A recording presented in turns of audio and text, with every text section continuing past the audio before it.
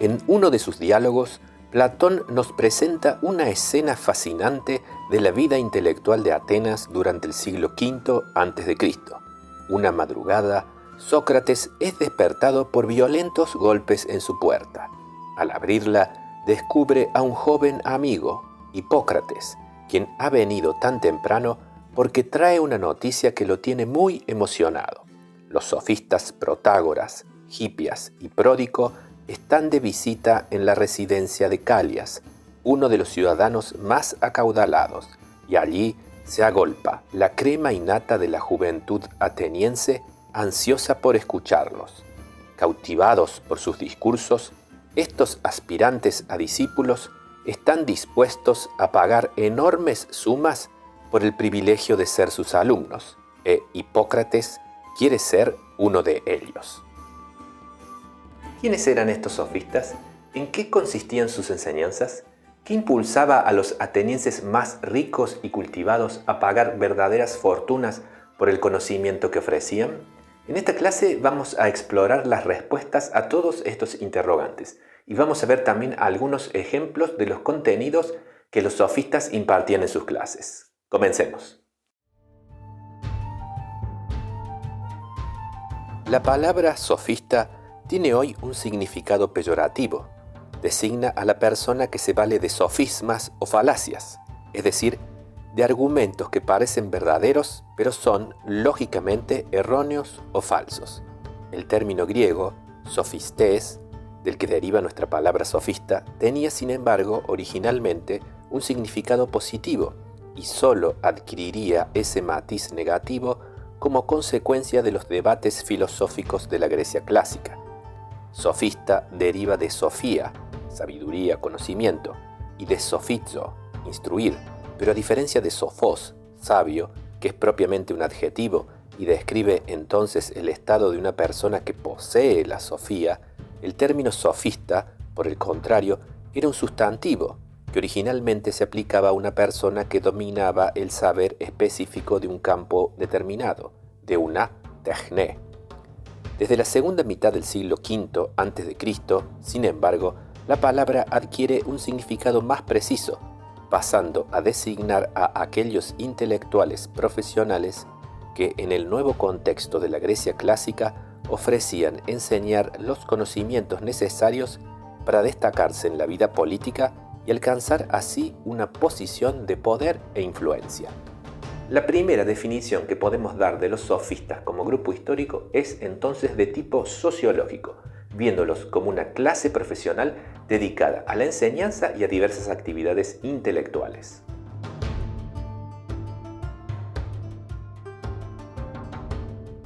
Los sofistas se presentaban como profesionales de la inteligencia y sus enseñanzas se concentraban en lo que parecía útil para el éxito político. Más específicamente, podemos decir que sus lecciones giraban ante todo en torno a la transmisión de un dominio del lenguaje como herramienta de persuasión, es decir, retórica, y también como arma para vencer en los debates, lo que se conocería como erística.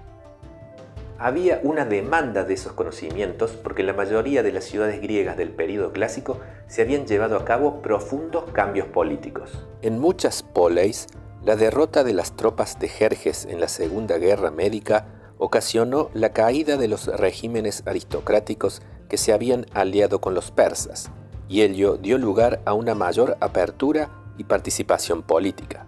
Como consecuencia, cada vez más, los procesos judiciales y las decisiones estatales se llevaban a cabo de manera pública y dependían, en su resultado, de la capacidad discursiva de los participantes.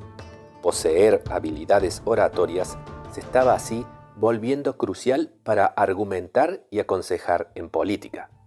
En ninguna parte era todo esto tan cierto como en Atenas. Con la consolidación del sistema democrático tras las guerras médicas, el éxito del ciudadano individual dependía allí en gran medida de sus capacidades personales, sobre todo de su habilidad oratoria, y no solo, como antes, del estatus y las conexiones familiares.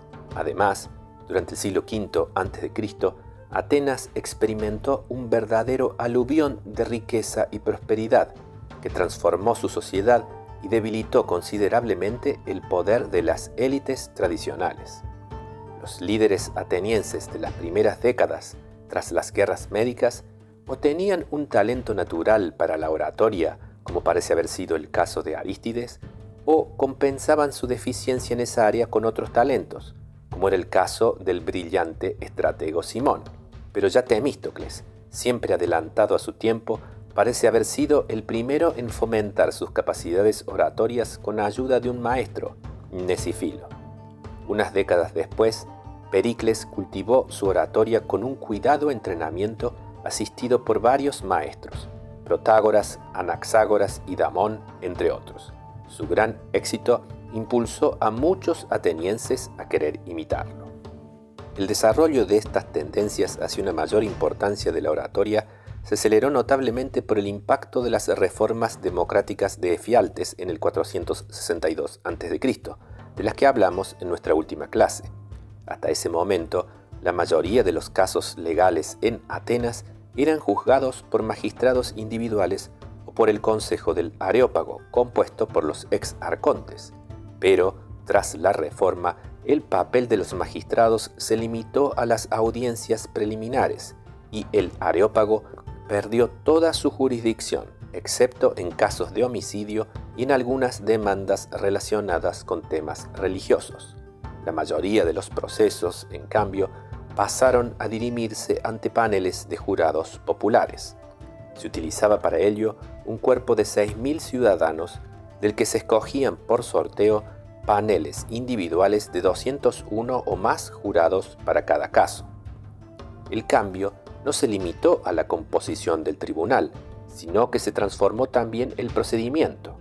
Antes, el magistrado que presidía el juicio conducía el proceso interrogando al acusado y al acusador.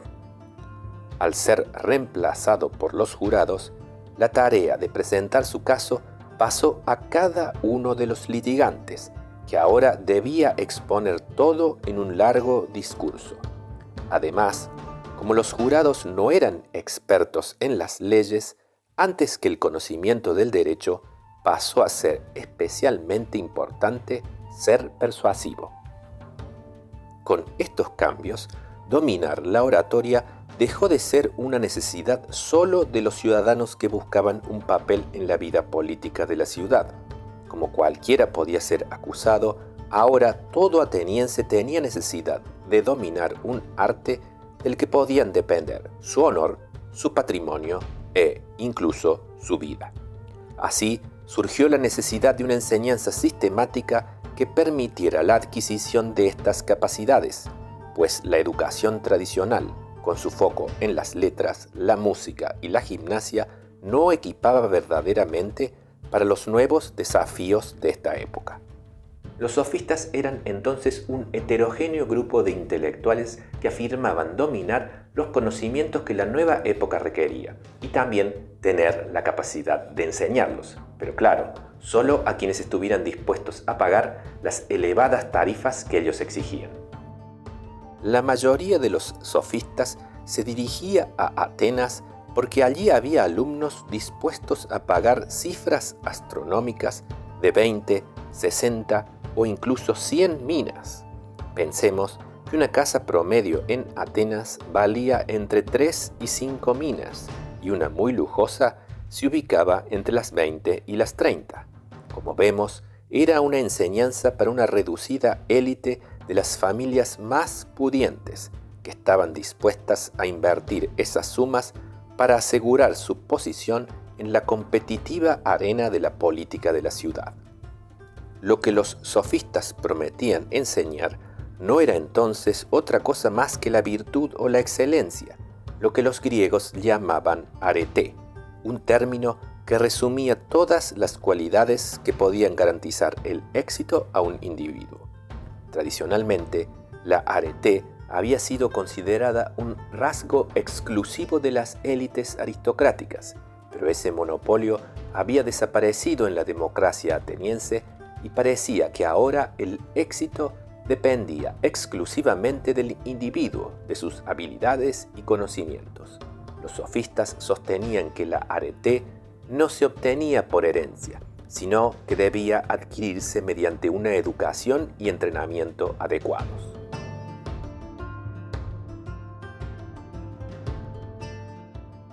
Si podemos identificar a los sofistas ante todo como un grupo profesional, es porque desde el punto de vista filosófico definirlos es más difícil, ya que eran ante todo un grupo bastante heterogéneo. Sin embargo, podemos decir en líneas generales que compartían una tendencia común hacia el escepticismo y el relativismo. Esta tendencia alcanza su máxima expresión en la conocida afirmación de Protágoras: Panton, Grématon, Metron, Estin, Anthropos. El hombre es la medida de todas las cosas. Los sofistas también evidencian un interés especial por la cultura humana, el lenguaje y las ideas no convencionales sobre la divinidad y la ética. Como vemos, son rasgos bastante genéricos, así que, si los sofistas deben entenderse como un movimiento filosófico, este sería amplio y difuso, en gran medida indistinguible de la cultura intelectual helénica de la segunda mitad del siglo V a.C. en su conjunto. El cambio hacia una visión más racional del mundo, que dejaba de lado a la religión como explicación de la realidad, era una tendencia de la época que se manifestaba en muchos campos. Uno en que el cambio se ve con especial claridad es el de la medicina. Contemporáneo a los sofistas es Hipócrates, el primer médico en argumentar que la enfermedad no es el resultado de la magia o el castigo divino, sino de causas naturales, y el primero también en proponer una teoría para explicarla. Los sofistas reflejan el mismo espíritu, pero en relación con otros campos del conocimiento, como la política, la sociedad y el lenguaje. En este sentido, los sofistas son herederos y continuadores de los primeros filósofos presocráticos, pero si estos últimos se habían abocado sobre todo al estudio del cosmos y de sus principios de funcionamiento, con los sofistas el foco de atención deja de estar en la naturaleza para desplazarse hacia el hombre y, sobre todo, hacia el hombre como ciudadano de la polis. Su pensamiento no es entonces teórico, como el de los primeros filósofos, sino eminentemente práctico. Busca cultivar la inteligencia no tanto para comprender el universo, sino para alcanzar el éxito en un espacio mucho más acotado, la polis. Esta perspectiva se refleja en un tema que atrae particularmente la atención de los sofistas: la relación entre physis, naturaleza, y nomos, ley, costumbre, convención. Los sofistas identificaron la existencia de una oposición entre physis y nomos, en la que la segunda aparece como responsable de límites artificiales a la conducta de los individuos que son el resultado de meras convenciones arbitrarias. Esta visión da impulso a concepciones realistas que niegan entonces el valor de las leyes humanas y que destacan el poder del más fuerte como única ley natural, una visión que en el Gorgias de Platón defiende un personaje llamado Calícles y en la República el sofista Trasímaco. Estas ideas ejercerían una profunda influencia en Nietzsche.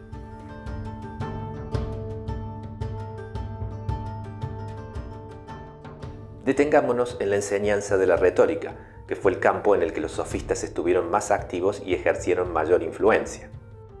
La admiración por aquellos capaces de hablar bien fue una característica del mundo griego desde su período más arcaico. El reconocimiento social del que gozaban los buenos oradores se reconoce ya, por ejemplo, en las obras de Homero y Hesíodo. La Atenas democrática del siglo V a.C.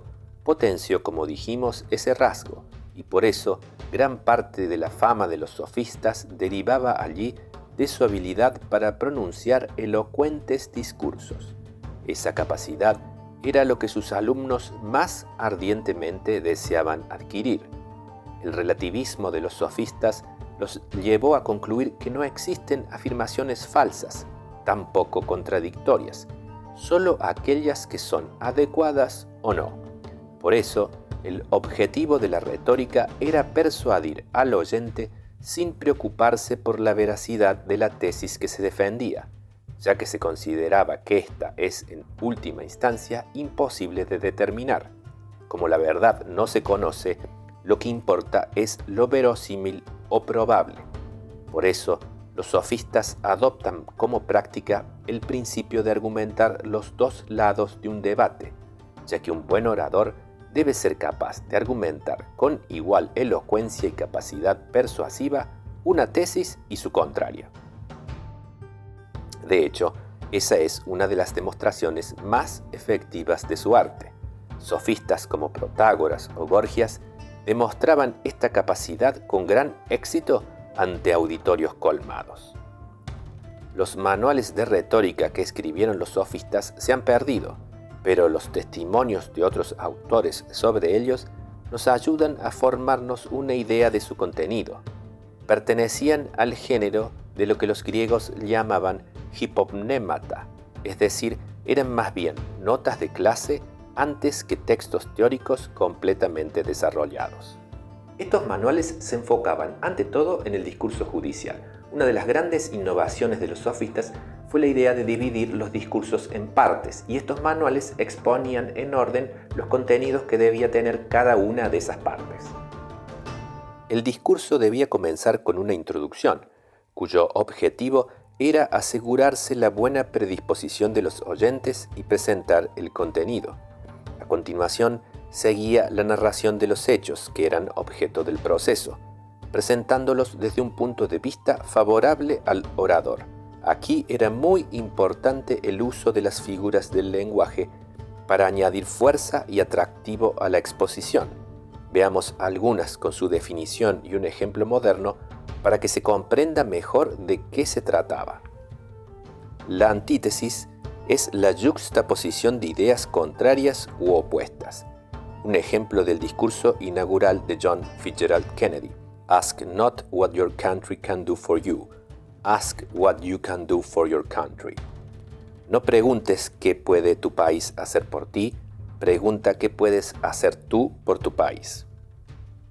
La epífora, que implica la repetición de una misma palabra al final de cláusulas consecutivas. Ejemplo, discurso de Gettysburg de Lincoln. And that government of the people, by the people, for the people, shall not perish from the earth. Y que el gobierno del pueblo, por el pueblo y para el pueblo no desaparecerá de la faz de la tierra. La anáfora, que implica la repetición de una misma palabra al comienzo de cláusulas consecutivas. Ejemplo, discurso de Raúl Alfonsín. Con la democracia se come, con la democracia se educa, con la democracia se cura, no necesitamos nada más. La siguiente parte del discurso debía ser una sección dedicada específicamente a la prueba, que debía explayarse sobre las evidencias a favor del litigante.